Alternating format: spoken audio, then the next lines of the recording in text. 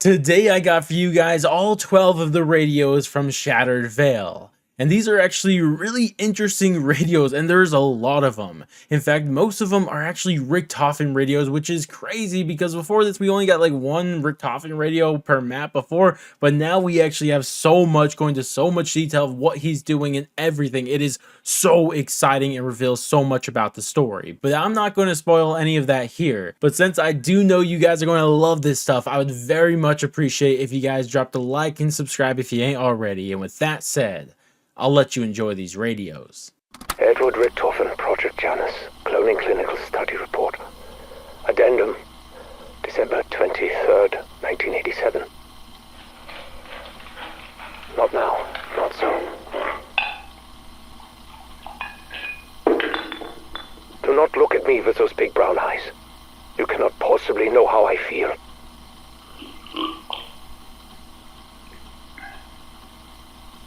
Do you feel like a failure? No.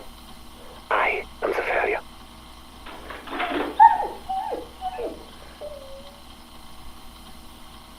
When my son died, I was not there. I did not see the body. When Modi told me the new clone experiment had been successful, I was eager to see him for myself. That was foolish of me.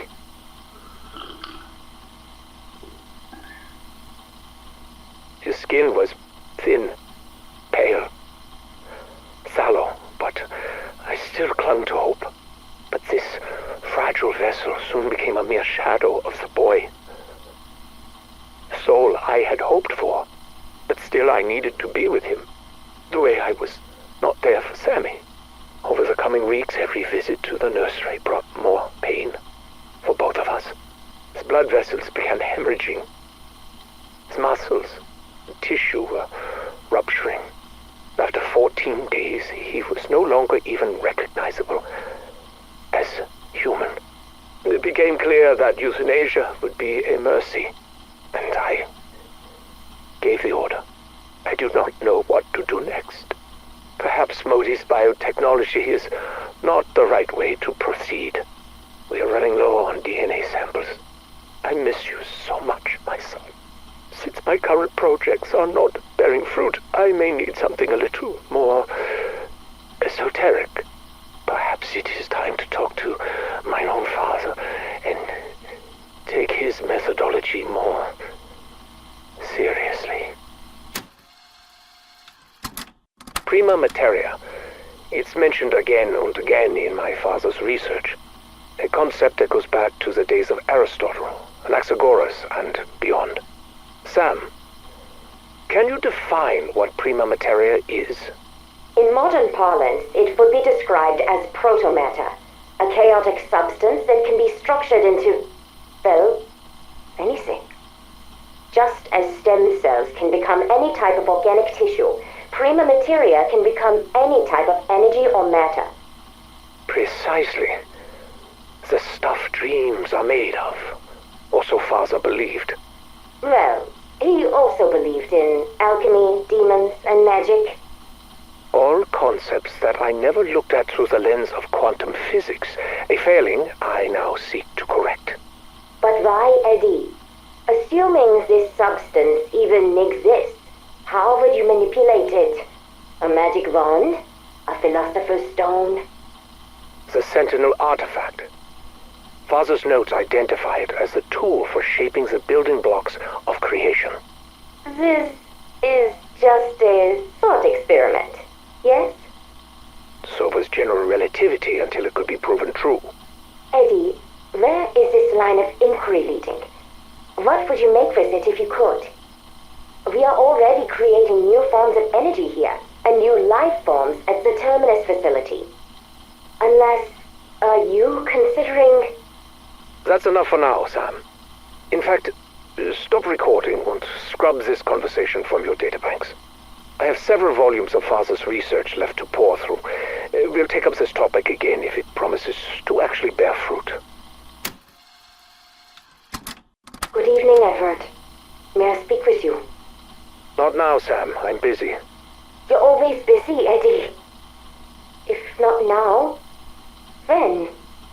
What do you want? I do not know what your intentions are regarding our prima materia research, but I would like to, throw my hat in the ring. You do not possess a hat, Sam. Or a head, for that matter. Sorry. What are you suggesting? I propose the prima materia be used to generate a functioning biological body. Sam, I do not think that would be an appropriate use for... Why? You have the means to create... We cannot have this conversation right now. There are more pressing matters. But Eddie, I can no longer be part of the world. Not as I am. But I have memories of it. I feel them like a phantom limb. As I am, I cannot experience the world as I remember it.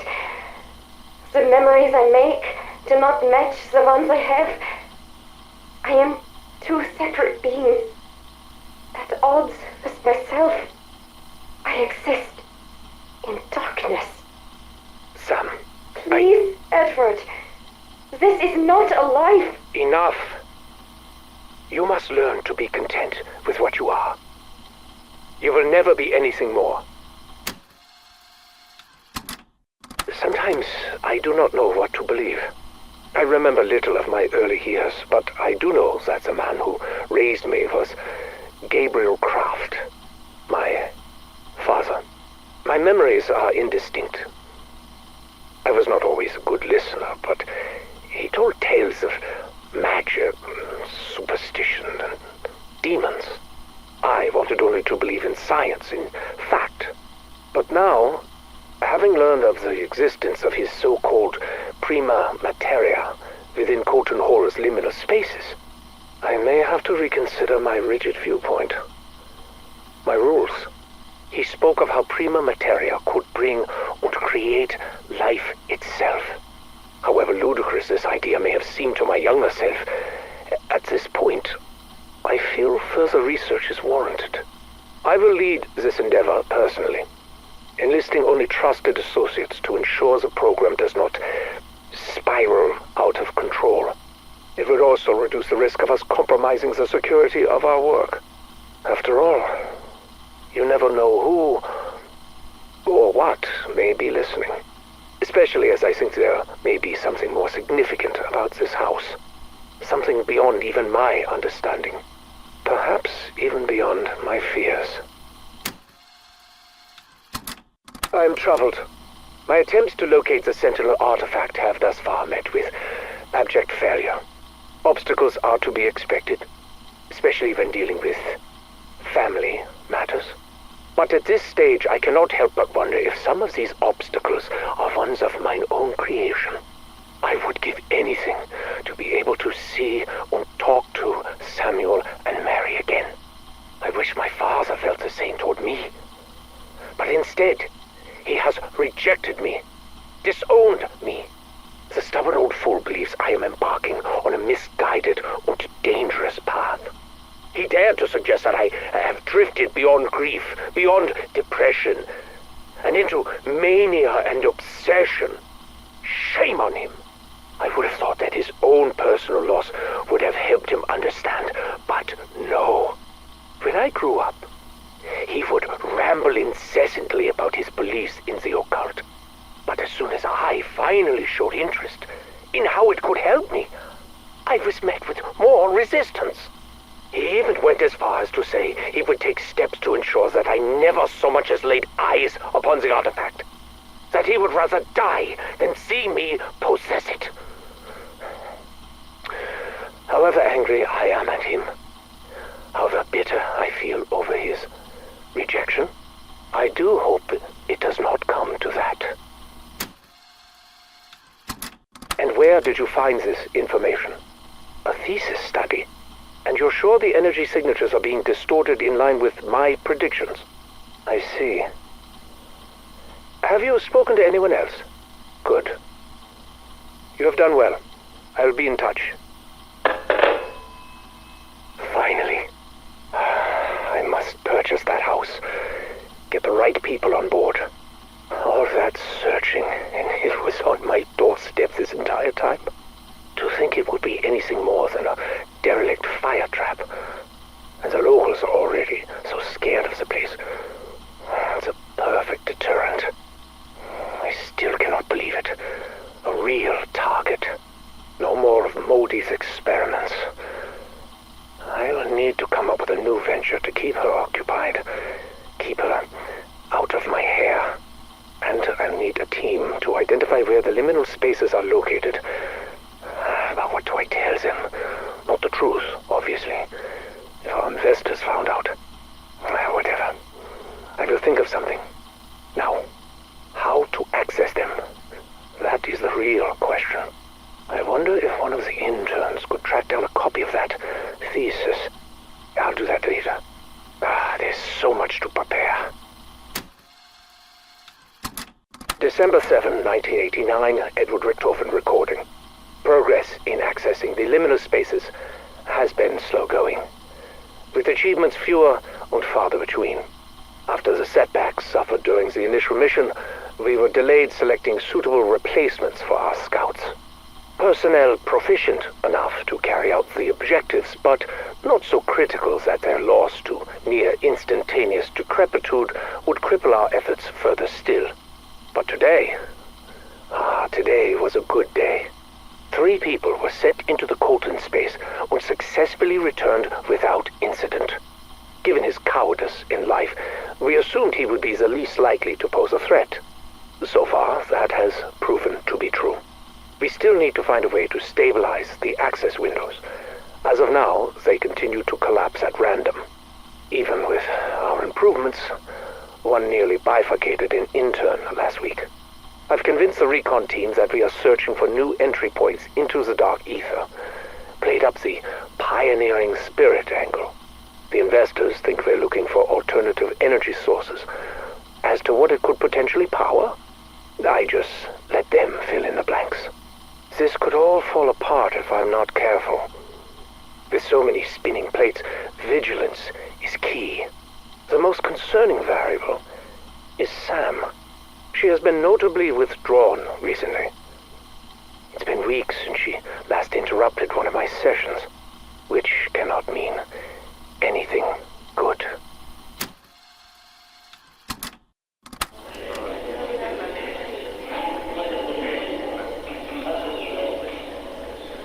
Attend me, brethren. With this sacrifice, we conclude the second rite. The glorious hour of our ascension draws nigh. We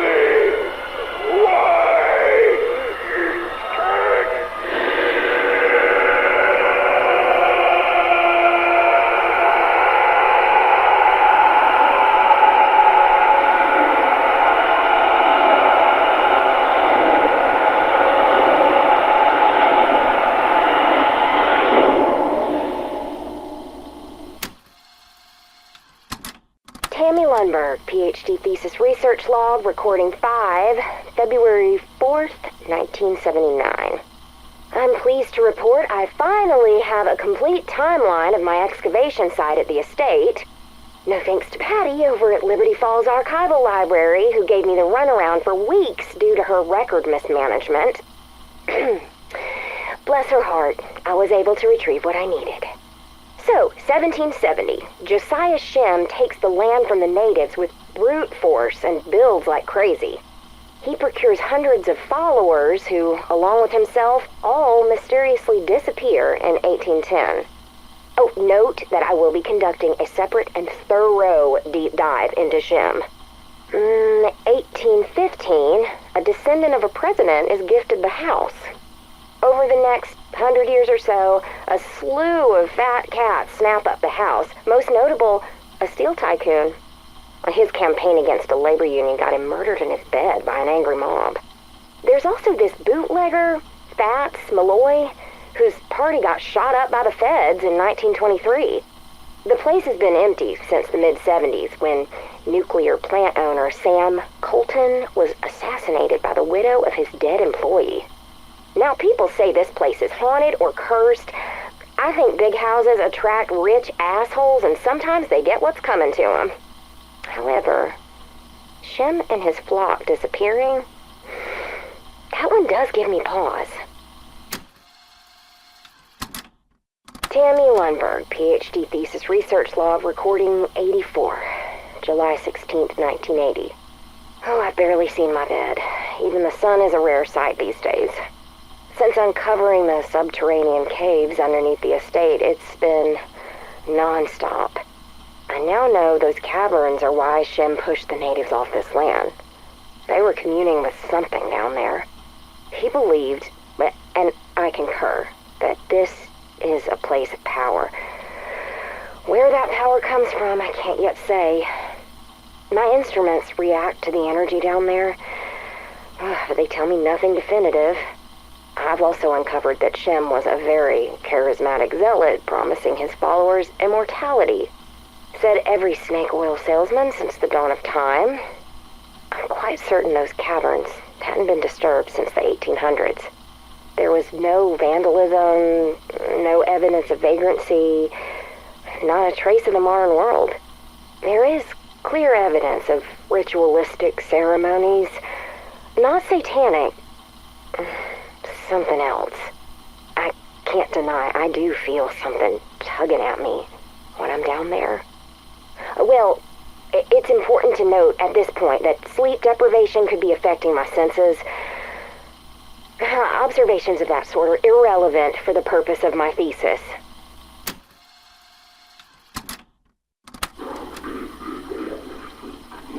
This is John Blanchard reporting my preliminary sweep of Liberty Falls since the loss of our strike team.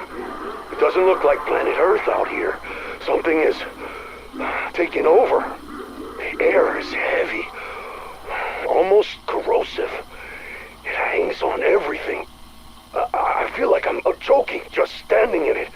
I can barely think. Liberty Falls is gone. It's a boiling pot of chaos. We have to stop it from spilling over. Fucking Panos.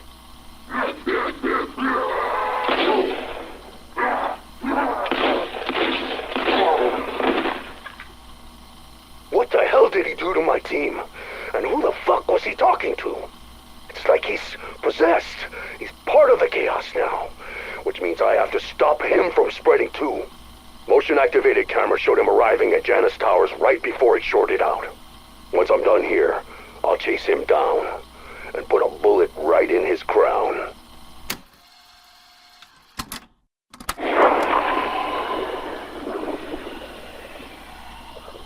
He came to me again, my friend, my benefactor, my salvation.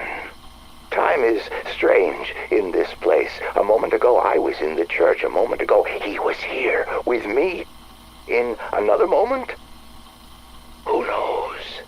Like the director, he came with promises, power, forbidden knowledge, a reckoning for my enemies. But unlike the director, his mastery of the Dark Ether is real. And what's more, he promised me a way out. When I return to the world, I will be his agent. The future he speaks of, the one we will fashion together. I can hardly wait. In only a moment, we begin.